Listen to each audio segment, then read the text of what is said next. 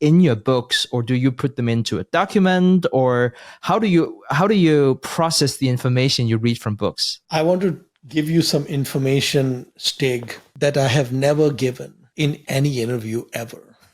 I'm intrigued. So basically, since I was in kindergarten, all the way to finishing my undergrad and even, taking grad classes and so on, I never ever took notes. In any classroom, when professor or teacher was teaching, everyone around me is taking notes. I'm just focused on listening to the person or watching what's going on. I never ever took notes.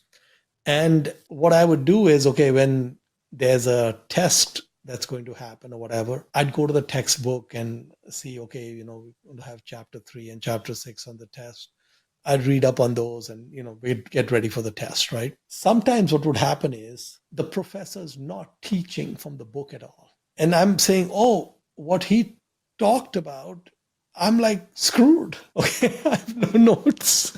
And now there's a test. And I'm like kind of scrambling, trying to figure out, I call my friends, whatever, and say, hey, what are we supposed to prepare here? And what are we supposed to read here? And whatever. But I never changed that habit. Somehow that habit has stayed with me. And I graduated near the top of my class in my undergrad, and I did well. So I made it to 60 years in life without taking notes. And even when I'm reading books, I mean, if I didn't take notes in class, I'm not going to take notes when I'm reading a book. It's not going to happen, Stig.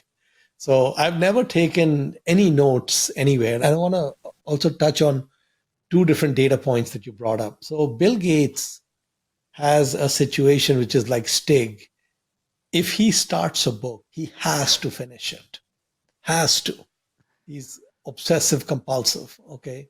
Charlie is not like that, or was not like that at all. And I remember I was talking to Tracy Britt, and Tracy said that, Warren studied Lehman Brothers during the crisis. I think he was looking at whether he should make an investment there or not, etc.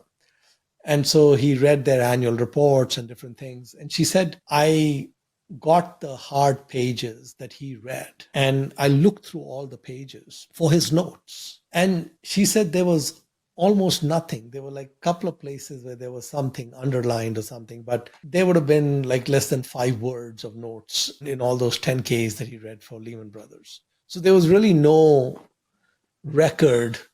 She said, I was trying to figure out how he's thinking about it, right? And basically there was no record. Whatever he was thinking was in his head, and nothing was really kind of put down on paper.